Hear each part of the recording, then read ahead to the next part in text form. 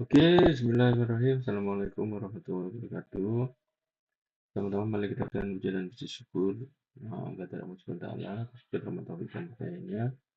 Kita diberi kesehatan dan beberapa kenikmatan penunjang yang lainnya, sehingga kita bisa menjalani kehidupan ini, terutama menjalankan kehidupan kita sebagai seorang muslim dan sebagai seorang manusia, yaitu menjalankan kuliah ya, menjalankan kuliah.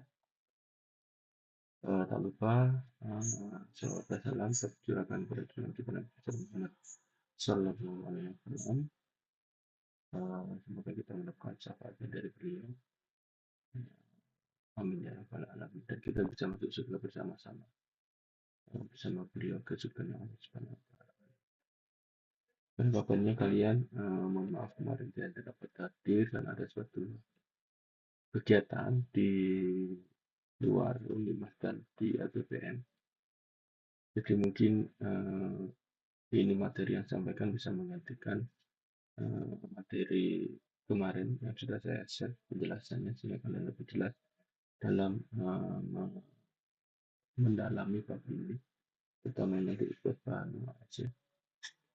Oke, kemarin kita sudah membicarakan beberapa hal, ada internasionalisasi atau globalisasi dan sebagainya, banyak tentang materi internasional. Dan sekarang pertanyaannya, barang atau produk seperti apa Pak yang kita bisa pasarkan di internasional? Apa yang harus kita antisipasi Pak? Nah, ini yang akan kita bicarakan di pertemuan kali ini, yang namanya produk dan jasa internasional itu seperti apa sih? Ini adalah latar belakang lingkup bagaimana produk itu menembus dunia itu apa saja, dan konsep jasa. Nah, jasa internasional seperti apa yang bisa kita kita istilahnya kita jodohkan, ya, kita promosikan atau kita pasarkan di sana, itu jasa seperti apa. Oke, kita lihat dulu latar belakangnya di materi kali ini, di mana latar belakangnya adalah bisnis di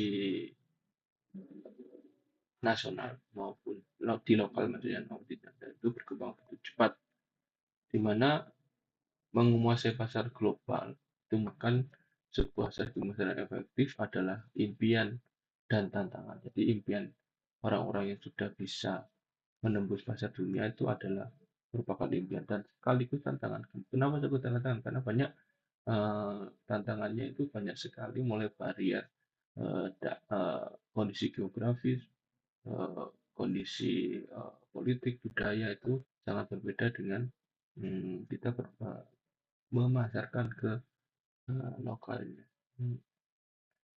Hadirnya era globalisasi mengubah cara bisnis itu sudah semakin begitu cepat ya. Jadi dengan adanya internet, mungkin adanya komunikasi yang sudah begitu canggih, mungkin ada video conference dan sebagainya, kita bisa melakukan transaksi atau melakukan bisnis itu tanpa memakan waktu yang begitu lama.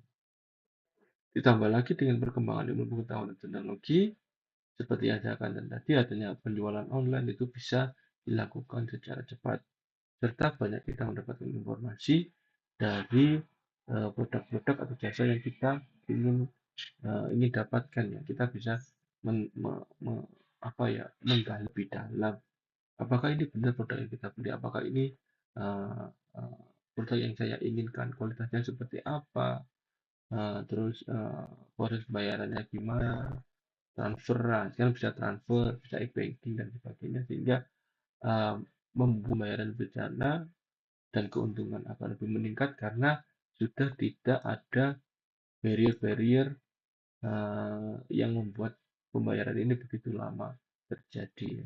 Lebih cepat, real time, bisa terjadi pembayaran. Ditambah lagi ada keterkaitan antar negara. Tidak ada negara yang bisa memenuhi kebutuhan dasar masyarakatnya sendiri. Semua negara saling membutuhkan informasi tentang produk dan jasa. Jadi setiap negara itu memiliki istilahnya kekurangan ya. Kalau di Indonesia kekurangannya teknologi mungkin kita impor dari USA, dari Jerman, dari Jepang, dari Korea. Nah, di Korea juga gitu. Nah, Korea dan negara-negara maju ini juga punya kekurangan. Kekurangannya apa? Oh, kekurangannya tanahnya itu eh, nggak subur, nggak ada rempah-rempahnya seperti Indonesia yang kaya kan rempah-rempah ya. Eh, tanam batu, apa istilahnya?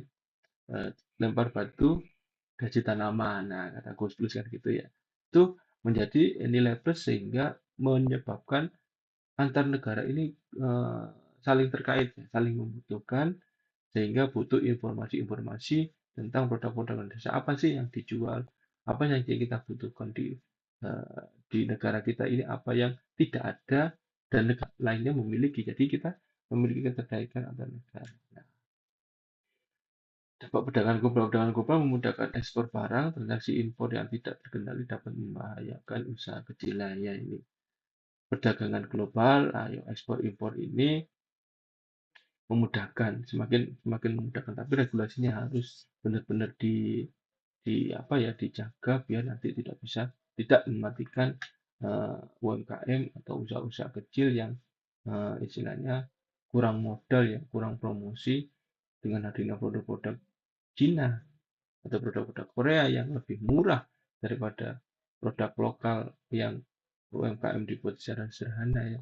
Nah, itu nanti bisa mematikan industri nasional sehingga ekonomi nasional ini tidak akan bergerak. Ya. Nah, dia hanya mengandalkan dari impor saja. Nah, ini latar belakangnya gimana sih nanti produk dan jasa yang dipasarkan secara itu. Sehingga dari latar belakang ini kita bisa menarik kesimpulan bahwa memang tidak ada negara yang bisa memenuhi atau tidak ada eh, salah satu wilayah yang bisa memenuhi kebutuhannya sendiri. Makanya terjadilah pemasaran atau perdagangan impor, perdagangan global ini ya. Nah, seperti itu. Ruang lingkupnya produk-produk global itu siapa saja? Apa aja sih Pak? Misalnya lingkupnya. Ini lingkupnya produk bisa diklasifikasikan menurut beberapa kategori berdasarkan tipe pemakaian tujuan konsumsinya. Produk bisa dibedakan menjadi produk konsumen dan produk industrial. Berdasarkan daya tahannya, nah ini kita flashback ya, produk itu apa saja yang dimanfaatkan masyarakat ini. Berdasarkan daya tahannya, nah, tidak ter, keberwujudannya, produk bisa dikategorikan menjadi barang tahan lama, barang sekali pakai, dan jasa. Sedangkan produk internasional merupakan produk dalam cakupan kawasan global dan produk global artinya produk yang mendunia.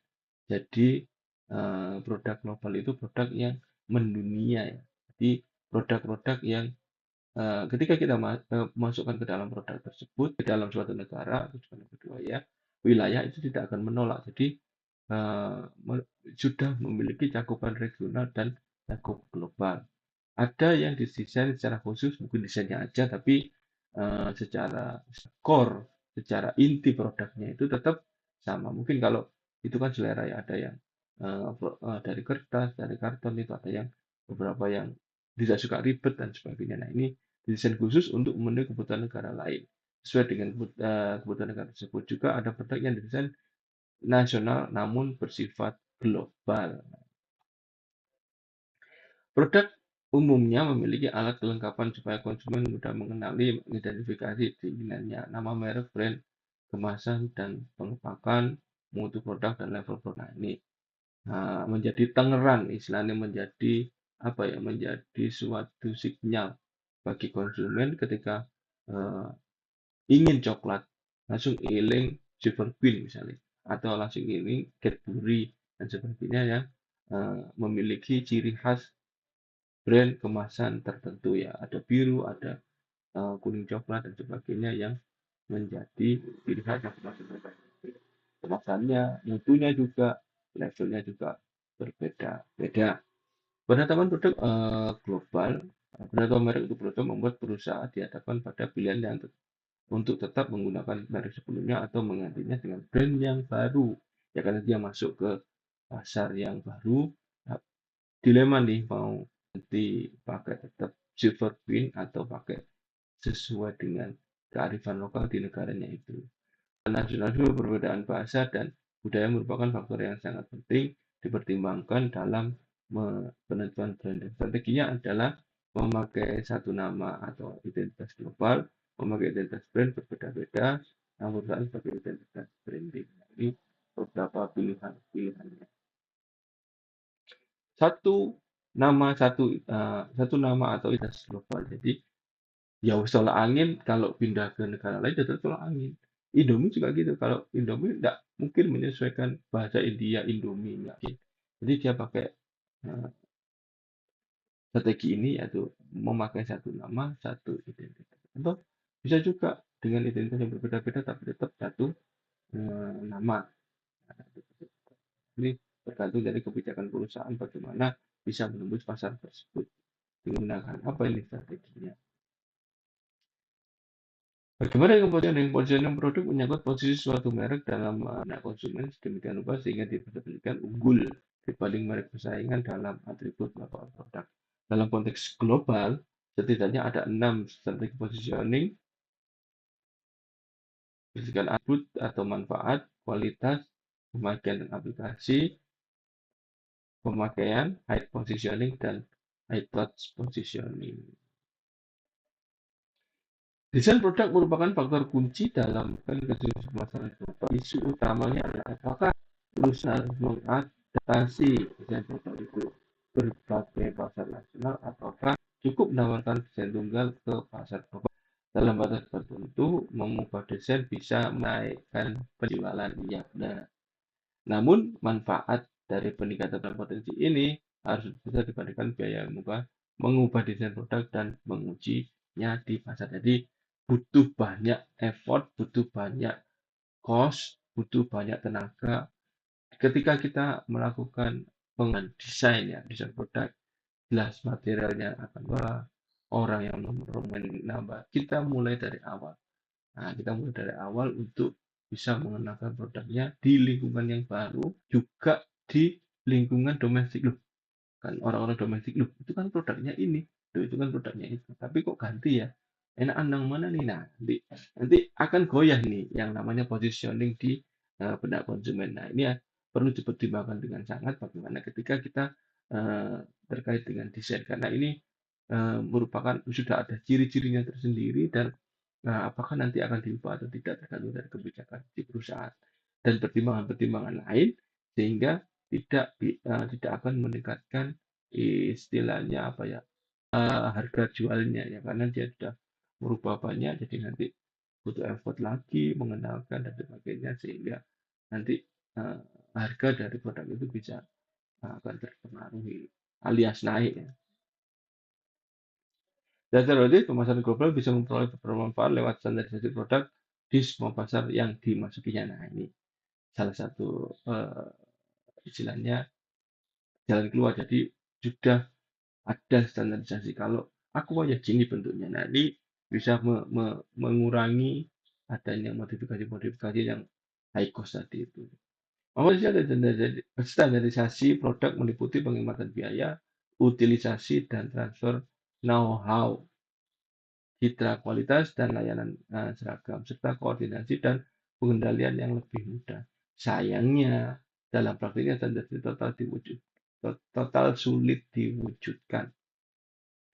Ini dikarenakan adanya sejumlah kendala berupa regulasi, infrastruktur, kompetensi, maupun preferensi pelanggan yang berbeda-beda. Nah, jadi secara teoritis bisa di apa ya istilahnya secara ini harusnya gini standarnya untuk produk ini baik dibawa global standarnya harus dari nasional juga seperti itu tapi praktiknya itu sangat sulit karena terkendala banyak hal yang salah satunya adalah regulasi infrastruktur kompetensi dan preferensi plan yang berbeda-beda. Dalam lingkungan pasar yang hiperkompetitif dewasa ini, banyak perusahaan menyadari bahwa pengembangan dari intraproduk baru secara kesinambungan merupakan kunci untuk bertahan dan tumbuh. Beberapa perusahaan ya global yang sukses antara lain Apple, Honda, Sony, Compaq, Motorola, Canon, Boeing, Merck, Microsoft, Intel, dan Toyota. Sebenarnya perusahaan ini selalu berinovasi agar dapat menghasilkan produk baru kelas dunia. Dan itu karakteristik perusahaan tersebut meliputi berfokus pada satu atau hanya beberapa bisnis.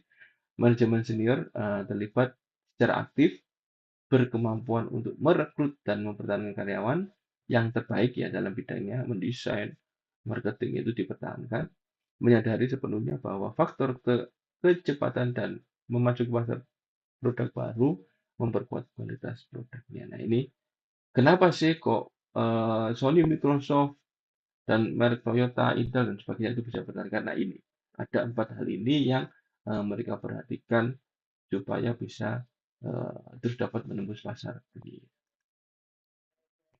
Nah, dalam bab ini ada yang namanya efek negara asal atau country of origin. Ada istilah seperti itu. Jadi efek negara asal ini juga berpengaruh terhadap bagaimana produk dan jasa yang akan kita tawarkan, produk dan jasa yang akan kita istilahnya masukkan ke pasar yang baru di negaranya orang itu. Dalam masalah global, kerap kali dijumpai adanya stereotyping tentang sikap terhadap produk buatan luar negeri. Stereotyping tersebut bisa positif, bisa pula negatif. Faktor macam meliputi iklan, promosi, sungguhnya reputasi produk dan evaluasi serta pengalaman produk. Yang pasti stereotyping tersebut berpengaruh terhadap pemasaran global produk tersebut. Produk tertentu tidak hanya berdasarkan pada daya tarik dan karakteristik fisik produk tersebut, tetapi juga berdasarkan eh, negara yang memproduksinya. Nah, strategi COR memperluas cakupan produksi origin ya, ini of origin. Memperluas produk, eh, memperluas cakupan produk dan mengelola komunikasi pemasaran, penyesuaian produk dan memperluas jaringan komunikasi, penyesuaian ganda atau campuran, penentuan produk baru yang disesuaikan dengan daya beli negara lain dan kondisi tertentu. Ini strateginya ketika menghadapi yang namanya effect of origin itu tadi. Nah, bagaimana Pak produk-produk baru yang ada di Indonesia yang bisa menembus dunia ya? Banyak produk Indonesia yang berkualitas kelas dunia dan mendunia, didominasi oleh faktor makanan, fashion, dan peralatan teknik. Merek seperti Indomie, Tolak Angin, Polygon, Eiger, serta kopi kapal api diakui secara global karena kualitas dan popularitasnya yang tinggi. Seringkali dikira produk luar negeri. Padahal Polygon, Eiger ini kayak kayak nama-nama luar negeri ya. Kalau kapal api jelaskan nama lokal ya. Jadi Eiger dan Polygon dikiranya produksi luar negeri, tapi ini produksi dalam negeri yang bisa mendunia. Nah ini produk yang terkenal secara global ternyata asli Indonesia. Makanan dan minuman ini pembagiannya sudah saya bagi. Ada Ceko, Super Queen, Lafonte, Kopiko, Indomie Eiger, Leaci, Terry Palmer, anduk ya, Batik Tenun, Polygon, Crispo, Polytron. Nah, Crispo kayaknya saya kira produk Jerman ternyata produk lokal. Tolak angin, JPO, dan kopi yang diekspor. Dan ini sudah saya bagi-bagi ke dalam mana yang makanan, minuman, aparel, dan teknologi dan teknik dan kesehatan. Nah, bagaimana Pak dengan jasa? Ini kita bicara dengan jasa. Dalam beberapa dekade terakhir, peranan sektor jasa dalam perekonomian meningkat tajam. Pada dekade 2000-an misalnya, perdagangan jasa mencakup sekitar 30% dari total perdagangan dunia. Perdagangan jasa internasional mencakup pertumbuhan sebesar 16% per tahun dibandingkan sektor barang hanya tumbuh sekitar 7% per tahun. Pemasaran jasa global berbeda dengan pemasaran jasa dalam negeri. Perbedaan tersebut disebabkan karena adanya jarak atau batas antar negara, perbedaan budaya, perbedaan level perekonomian, perkembangan teknologi, dinamika politik antar negara, dan regulasi hukum antar negara. Penyebab adanya jasa internasional adalah firm level driver, kejenuhan pasar dalam negeri, dan industri level driver. Ini pas sedikit rumit tentang jasa internasional. Ternyata ini berbeda dengan jasa dalam negeri ya.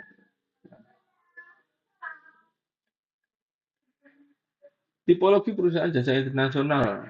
Tipologi perusahaan jasa yang masuk dalam pemasaran global berdasarkan dua utama, yakni tangibility dan tingkat face-to-face contact. Ciri utama perusahaan jasa adalah standarisasi global, integrasi operasional, jangkauan pasar luas, dan penyesuaian. Nah, ini bagaimana pasaran global itu bisa bertahan dengan memiliki ciri-ciri ini. Standarisasi global, integrasi operasionalnya diintegrasikan, ya mungkin diintegrasikan dengan pabrik yang di sana, karena jasa ya yang dijual ya, bukan barang. Jangkauan pasar luas dan penyesuaian lokasi. Ini klasifikasi jasa internasional ada jasa keuangan, jasa teknologi, jasa transportasi logistik, komunikasi teknologi, jasa perhotelan, dan jasa profesional, hukum, akuntansi, periklanan. Seperti kita ada Allianz, ada IBM, ya, ada Emirates, ya, Vodafone, Marriott International, Hilton, Disney, Booking.com, dan sebagainya. Itu kiranya gambaran bagaimana sebuah produk dan jasa internasional ini dikembangkan sehingga kita bisa menentukan apa sih jasa produk atau jasakah yang eh, kita akan pasarkan ke negara lain yang kira-kira potensial untuk dimasuki. Oke, kalau masih bingung, monggo dipelajari di referensi-referensi yang ada, dibaca-baca lagi. Kalau ada pertanyaan, monggo diajukan Pak Adil melalui grup atau eh, yang lainnya. Saya akhiri pertemuan kali ini, kurang lebihnya mohon maaf. Assalamualaikum warahmatullahi wabarakatuh.